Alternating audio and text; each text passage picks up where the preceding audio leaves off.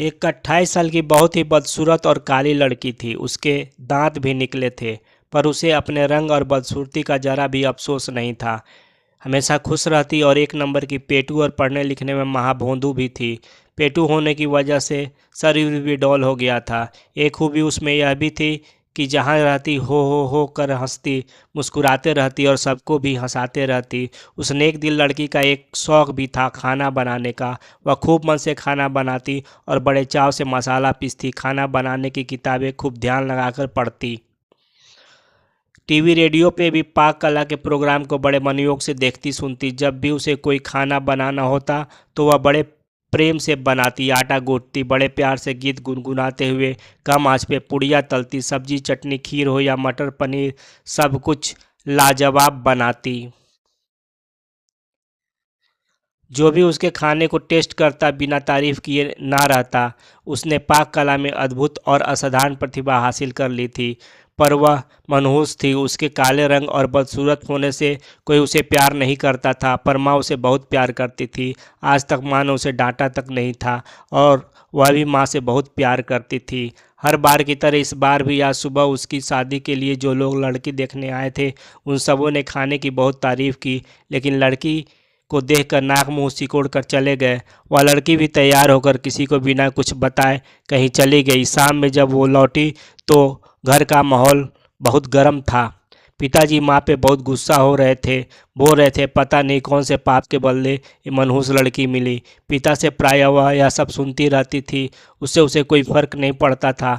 वह बहुत खुशी खुशी माँ को कुछ बताने गई और कहा बड़ी भूख लगी है, कुछ खाने को दो पहले।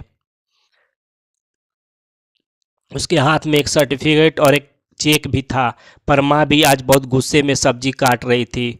उसके तरफ देखे बिना ही बोली, तू सचमुच मनहूस है। काश पैदा होते ही मर जाती तो आज ये दिन देखना न पड़ता। 50 रिश्ते आए, किसी ने तुझे पसंद नहीं किया। उस मनहूस लड़की को माँ से ऐसी आशा न थी। उसका दिल बैठ गया और उसकी खुशी उड़ गई और वो उदास होकर माँ से बोली, मैं सचमुच मनहूस हूँ माँ, क्या मैं मर जाऊँ? बोलते बोलते उसका गला रुध गया और चेहरा लाल हो गया। माँ ने भी गुस्से में कहा, जा मर जा, सबको चैन मिले। तभी उस मनहूस लड़की ने अपने कमरे में जाकर दरवाज़ा बंद कर लिया। थोड़ी देर बाद जैसे ही माँ को अपनी गलती का एहसास हुआ, वह दौड़ी हुई उसके कमरे की तरफ गई। आवाज़ देने पर भी वो दरवाज़ा जब नहीं खुला तो माँ ने जोर का धक्का दिया। तभी तेज धक्के से जैसे ही दरवाज़ा खुला, माँ ने देखा सामने दुपट्टे के सहारे जीप बाहर निकले उस मनहूस काली लड़की की लाश झूल रही थी। वहीं पर एक चिट्ठी, सर्टिफिकेट और 1 लाख का चेक रखा था। चिट्ठी में लिखा था, माँ मैंने आज तक तुम्हारा कहना माना है। आज तुमने मरने को बोला, वो भी कर दिया। अब तुम मनहूस लड़की की माँ नहीं कहलाओगी।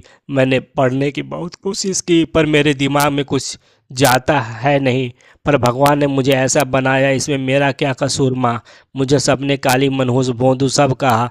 मुझे बुरा न लगा, पर तुम्हें तुम्हारे मुंह से सुनकर बहुत बुरा लगा। मेरी प्यारी माँ, आज नेशनल लेवल के खाना बनाने वाली प्रतियोगिता में मुझे फर्स्ट प्राइज और 1 लाख रुपए का चेक मिला और साथ में 5 स्टार होटल में मास्टर शेफ की नौकरी भी।